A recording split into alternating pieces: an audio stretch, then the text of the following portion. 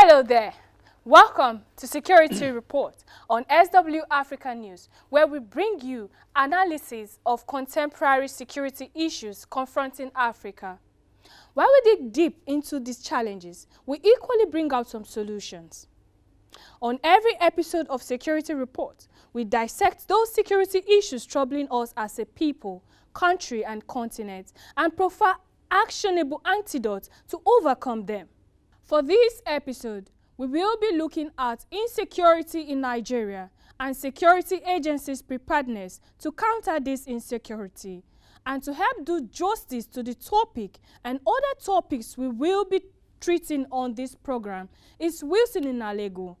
Wilson is a retired Assistant Inspector General of Police of the Nigeria Police Force. He will be our analyst for this program. My name is Shekina Chinkere, and I am your host. It's a pleasure having you, sir. Thank you so much. It's a pleasure for me to be here again. I've not been here for a long time. You're welcome once again. Thank you. But before we continue, let's quickly bring you the prologue for today's topic. Every day, Nigerians wake up to hear of one insecurity issues or the other. Nigerians in all the zones of the country daily witnesses different shades of fear and threats of attacks, either from terrorists, insurgents, bandits, kidnappers, armed robbers, AK-47 wielding, Fulani herdsmen, and the list continues. Nigeria and Nigerians seek solution to these if the country and her people will move forward. On Security Report today, we will be looking at the issues of insecurity in Nigeria and security agencies' preparedness to counter the insecurity. We will bring to fore those questions that agitate the minds of Nigerians and analyze the issues as they are. Information gives you knowledge. Knowledge gives you power. Power helps you to stay alive. At SW African News, we give you that power to stay alive. SW African News. Reliable, authentic, authoritative.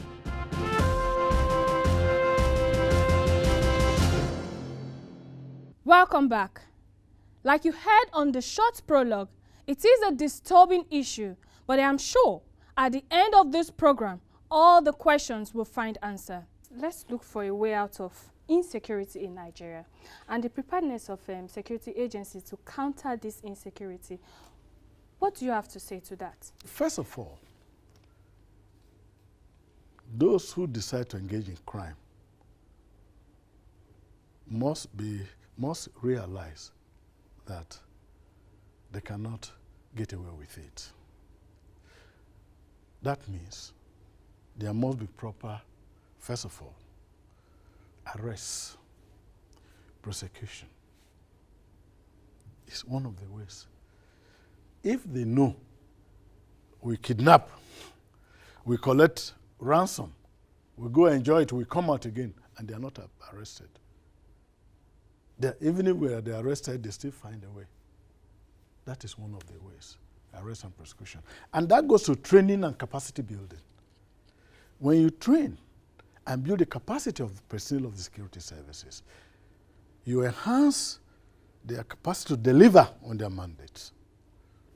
So training is important. Providing them with the necessary tools. What the tools? Yes, guns, vehicles, funding. If we go for special duty, pay us our allowances. Welfare for the personnel. They will go there and deal with these hoodlums. Tools, technology. That's one of the ways. The criminal must know that if he commits crime, he will not get away with it. That's one of the ways. Okay. And then the governance, local government chairmen, governors, and the federal government, that support. Let me tell you, if the governors are holding regular security meetings and the local government chairmen are holding regular security meetings and identifying people in communities the different groups, whether they are tribal or religious or whatever, and having representatives of those people come to discuss, at least on a monthly basis, in the issues of security. They begin to know who has just arrived in the community. So strengthening the security architecture or security arrangement, starting from the village level to the district level to local government to state and federal, is also going to address issues of insecurity. Technology. And in building a relationship, let us also begin to talk about stun guns, taser. Because some of the time, the police, you have a crowd. There is no way, or you want to make an arrest. If you fire your AK, you hit somebody, the guy dies. But if you have this stun gun with that high, terrible, what do you call it now? Electricity current. He brings the guy down. At least before he gets up, you take him 10, 15 minutes, even 20 minutes. But it will not kill him. So if you mistakenly fire that taser or stun gun, you have not, the man has not gone to, he has not died. No. But you have arrested him. So he's given chance. So all those things will also help. That means the person say, look, then those people can also collaborate and it will improve. Say, our police has improved though. The shotgun, we thought the man was there, the man is even alive. It will bring people closer, to the police. The borders. If we don't secure the borders, we can't stop insecurity. I'm sorry to say. We must find, I know that they are doing their best, and I commend the federal government. I commend the Nigeria police. They have a border protection unit, the army and the rest of it. But we also add technology. I'm sure they also have technology, but we can make it further. So that if anybody is coming into the country, at least they are monitored, they have the right documents.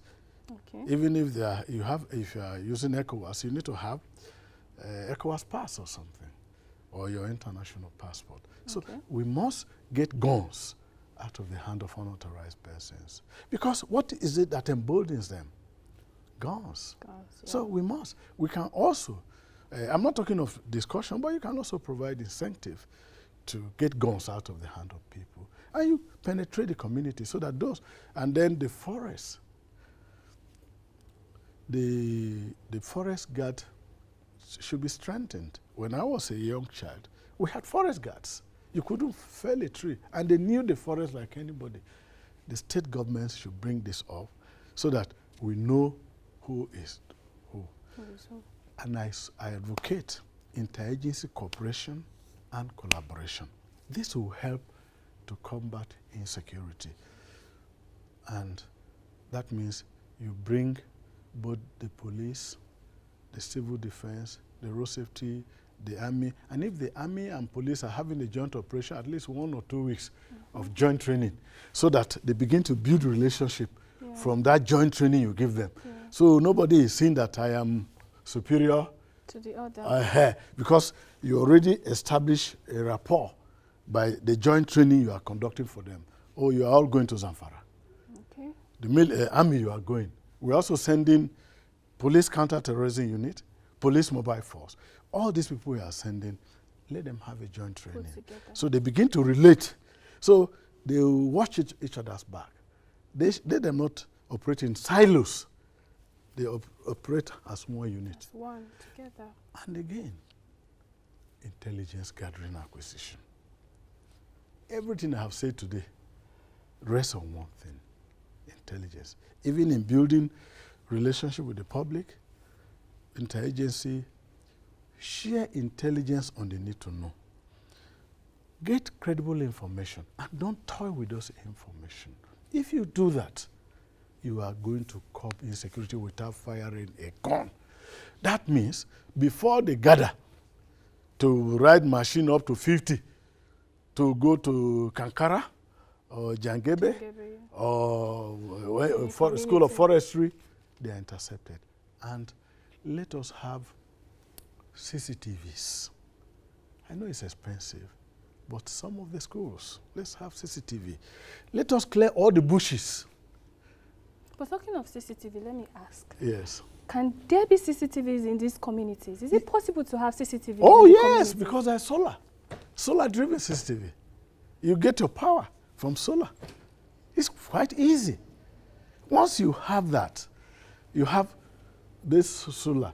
All like we are saying is that it's not that it will stop, but it will give an alarm, and then you're able to call for help. So there must be rapid response. In these locations where you are having this, you must have a lot of, you create points. Response units. Yes, response units. And if I want to say, Sokoto Airport should be properly provided so that whoever is leaving Sokoto Airport should be properly searched.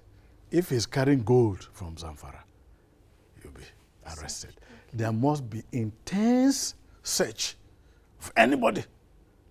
If you, whether you are in hotel or you're everywhere, if there's information that you are gold, you have gone to buy gold from illegal source, from the airport, there must be adequate security. It doesn't matter whether it's international or national, but everybody must be searched, both road and air, and every road leading to Zamfara, out of Zamfara, adequate stop and search.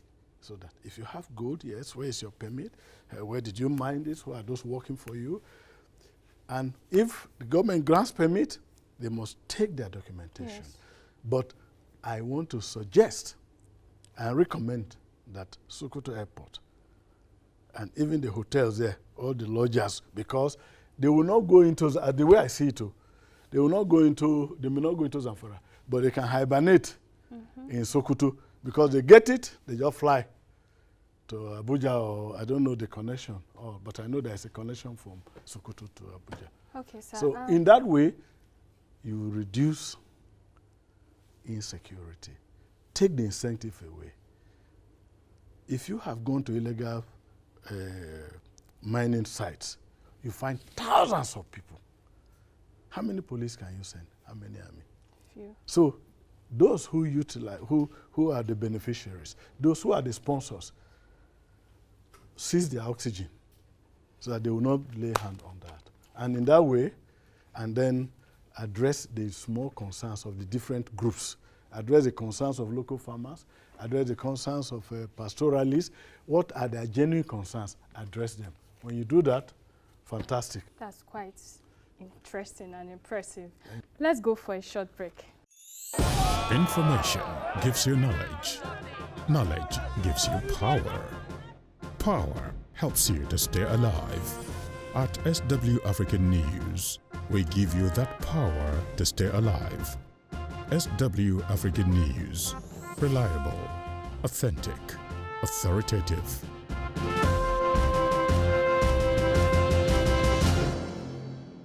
Welcome back. Now, sir, do you think that these security agencies have enough tools to work?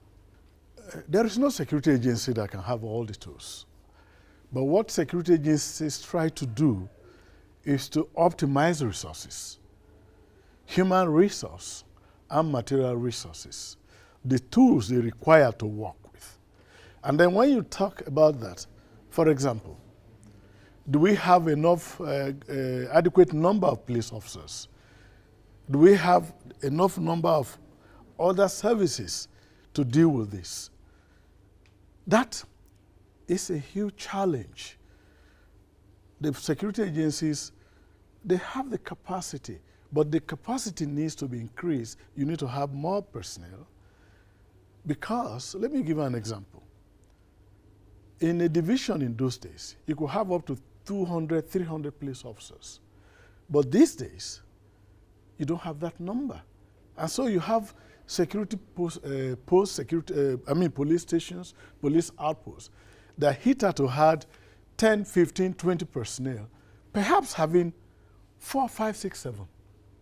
So number of personnel is very critical. And you continue to have turnover. You have retirements. deaths, either through sickness or in the line of duty, or dismissals and the rest of them. And all this number gets to be replaced. And of course, in addition to that, you talk of training. You talk about the requisite tools to deal with this challenge. But that's one of the critical elements in whether the security agencies, they are capable and they are well prepared, but they need some nudging, a little bit, and the performance will be excellent. But you don't wait for everything to be supplied. It's about optimization of resources. That's the work of a manager.